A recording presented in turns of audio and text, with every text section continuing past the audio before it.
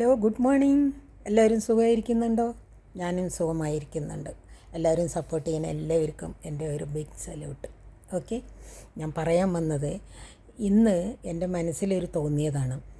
എത്ര ഭംഗിയുള്ള ഒരു പെൺകുട്ടിയാണെങ്കിലും എത്ര ഭംഗിയുള്ള ഒരാൺകുട്ടിയാണെങ്കിലും ഒരു ഭാര്യയും മക്കളും ഉള്ള ഒരാണിൻ്റെ കൂടെ ഇറങ്ങി വരുന്ന ഒരു പെണ്ണിനെ അവരുടെ കുടുംബജീവിതത്തിനെ നശിപ്പിക്കുന്ന ഒരു പെണ്ണിനെയും എനിക്ക് അംഗീകരിക്കാനും മനസ്സുകൊണ്ട് അവരെ ഇതാക്കാനും എനിക്ക് പറ്റില്ല. അതേപോലെ തന്നെയാണ് എത്ര സുന്ദരനായിട്ടുള്ള ഒരാണാണെങ്കിലും ഒരു കുട്ടികളും ഭർത്താവും ഉള്ള ഒരു പെണ്ണ് സ്വീകരിക്കുന്നതിനോടും എനിക്ക് യോജിപ്പില്ല. അതിന് പല കാരണങ്ങളും ഉണ്ടാകുമായിരിക്കാം.